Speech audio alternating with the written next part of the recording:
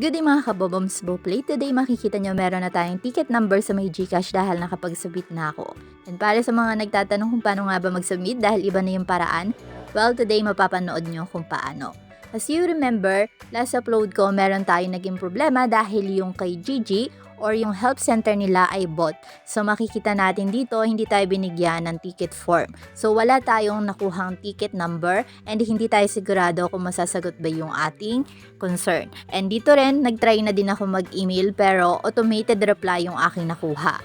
So today tuturo ko sa inyo paano nga ba yung ginawa ko kung paano ko nakapag-submit ng ticket. Make sure na updated yung ating GCash app. From homepage, punta lang tayo sa ating profile and dito sa may profile makikita natin yung help. Ito yung itatap natin and under ng need more support, itap natin ulit yung get help. And dito sa may lower part makikita natin yung categories. I-select natin tong pay.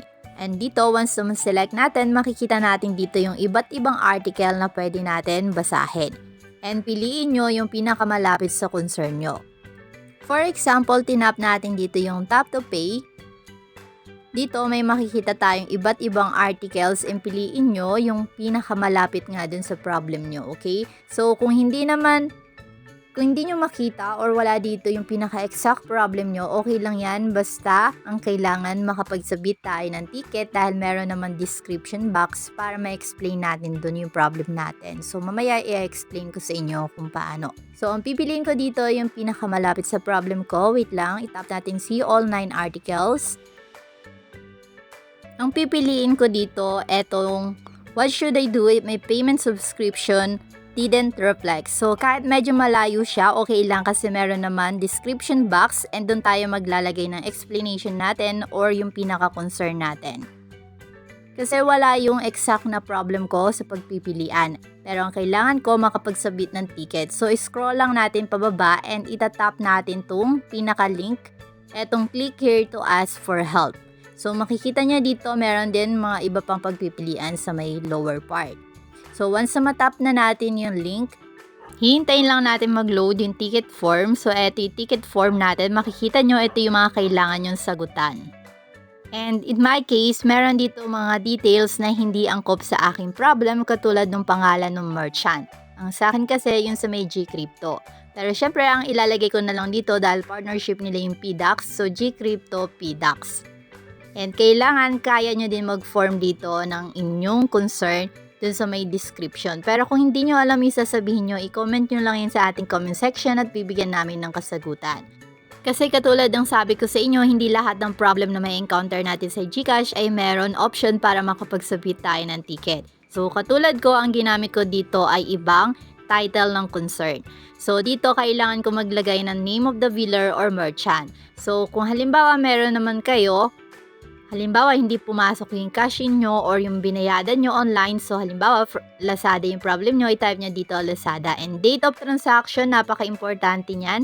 Makikita nyo naman yan sa history ng inyong GCash account.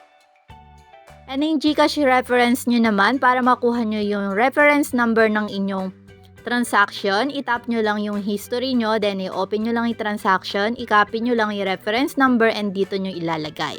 Napaka-importante din na exact amount ilalagay natin dito. Once na may ilagay na natin yung reference number or yung transaction ID ng ating transaction, ilalagay na natin dito yung how did you pay. So dito meron naman mga pagpipilian.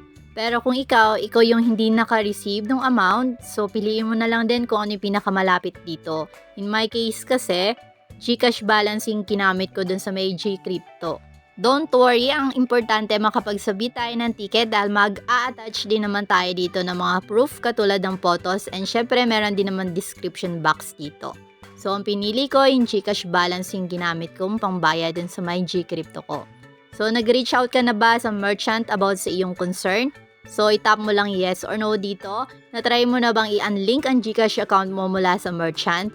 Depende mga kabomboms kung ano bang ticket form yung napili nyo.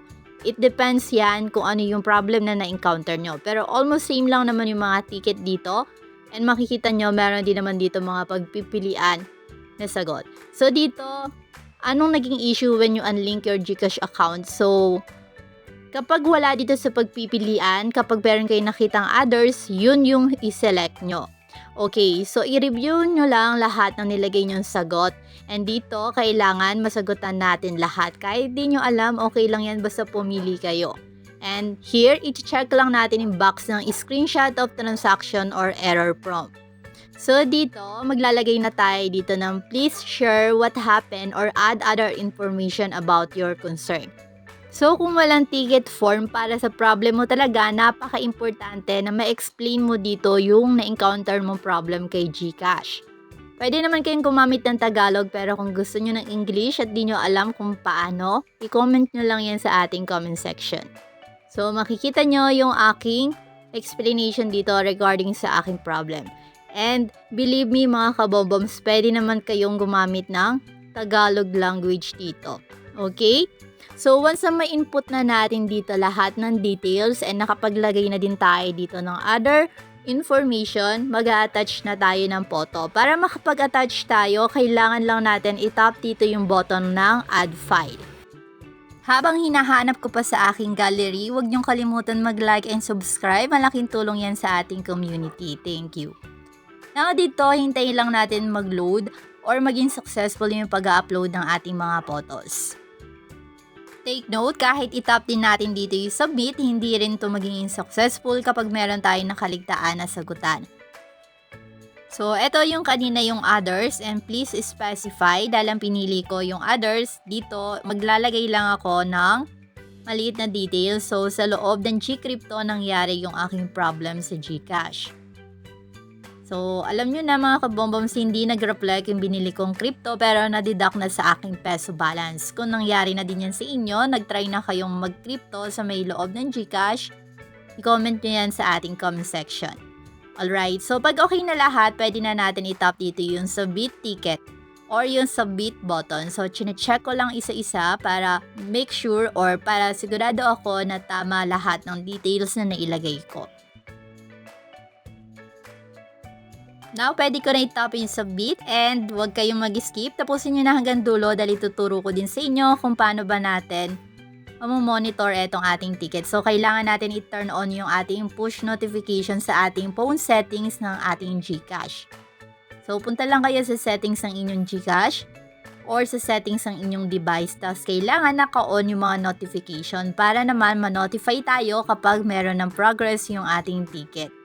Pero dito sa ating help center ng GCash, makikita pa rin natin under ng ating profile dito sa ating My Support Ticket. So, dito pwede rin natin i-monitor dito. Pero kadalasan nagno-notify naman sila kapag naka-on yung ating notification. Now, kapag hindi pa visible dito yung ating ticket, kailangan lang natin i-refresh yung ating GCash or mag-back lang tayo. Then, itap ulit natin yung My Support Tickets. And here, once na ma-refresh natin, kung ayaw pa rin, i-close natin yung ating GCash. Then, i-open ulit natin yung ating GCash app. And ayan, makikita nyo mga kabomboms, i-open ko ulit para makita natin yung status ng ating ticket. So, fast forward, so itatap ko na ulit yung My Support Tickets. And let's see kung andito na ba yung ating ticket. So, here, dito, under ng all, and kapag tinap nyo din dito yung active, makikita nyo etong ticket natin. So, meron na tayong ticket number, ibig sabihin successful na meron na tayong form na sinagutan and ino-notify nila tayo kapag meron na silang sagot dun sa ating problem. And syempre, ma-address na yung concern natin or yung issue na na-encounter natin sa may GCash. So, itap nyo lang dyan or i-comment nyo GCash problem today para naman mas mabilis kong mabasa yung mga comments nyo kung meron pa kayong katanungan. Ayan, kapag biniyo natin yung ating ticket, mababasa natin dito yung response nila. And syempre, maghihintay din tayo if ever na kailangan din nila ng documents sa atin. So, dito rin tayo magsisend, okay? So, dito tayo magmo-monitor kung ano na nga ba yung nangyayari or kung ano na nga ba yung status ng ating ticket. Then, kapag meron silang additional na question, syempre, sasagutin natin. Now, mababasa nyo dito ang sabi sa akin ni GCash, we will get back to you within 24 to 48 hours. Now, kung sakaling urgent yung concern nyo at hindi kayo nabigyan ng solution ni GCash or hindi nakapag-update, pwede kayo mag-file ng complaint sa BSP or Bangko Sentral ng Pilipinas. Hindi lang sa GCash, pwede rin kahit ibang platform yung gamit nyo katulad ng Paymaya. Basta kumpleto po yung ating documents or mga patunay ng ating transaction, okay? So, minsan kasi nagkakaroon din ng problem sa kanilang system, but don't worry, ang GCash ay mapagkakatiwalaan yan. Pero pag sobrang tagal na at hindi nabigyan ng solution yung ating problema, halimbawa nawalan kayo na napakalaking pera sa GCash, pwede naman kayong mag-file ng complaint. Ituturo ko sa inyo kung paano mag-reach out sa Bangko Sentral ng Pilipinas para makapag-file ng complaint kay GCash. Pero make sure na kompleto yung documents nyo and make sure din na nag-reach out muna kayo kay GCash.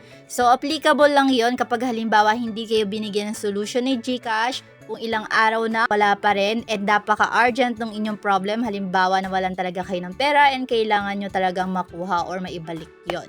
So, hindi naman dahil nag-file kayo ng complaint, ibig sabihin, galit kayo kay GCash.